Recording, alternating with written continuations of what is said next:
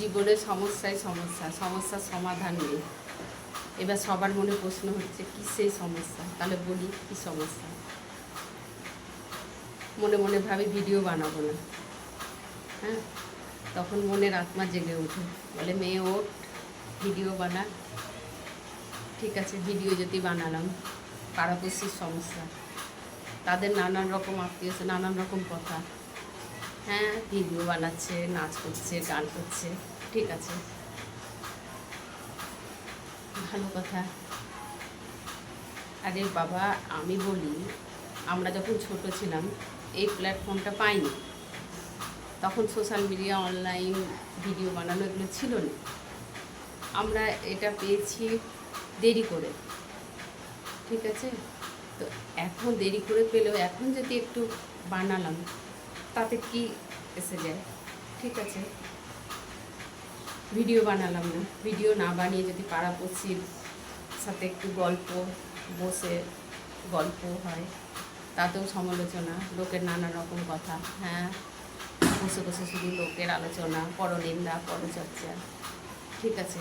আরে বাবা, কিছু নিয়ে তো থাকতে হবে, কিছু নিয়ে তো বাঁচতে হবে, ঠিক আছে।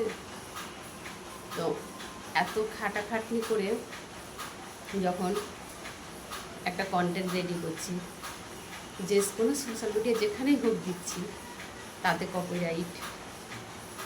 আরে আমি মনে মনে ভাবি সোশ্যাল মিডিয়ার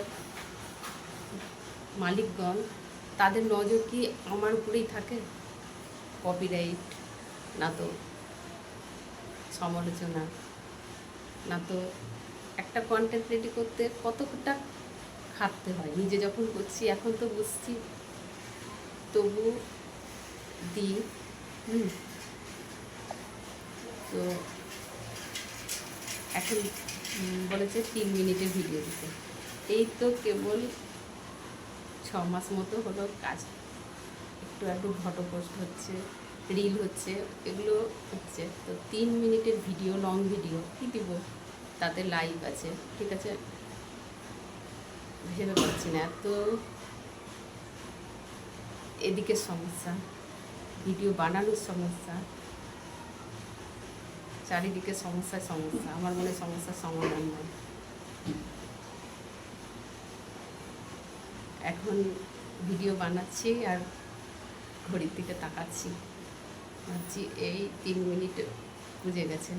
ভিডিও অত তো জানি না, না, ভাবলাম এই দুটো কথা শেয়ার করে বলে যে একটা লং ভিডিও দেখেছি ওরা দিচ্ছে, ইনফরমেটিভ ভিডিওগুলো দিচ্ছে, ঠিক আছে।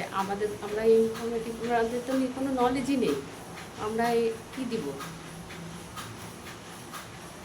3 মিনিট হয়ে গেছে, বাই।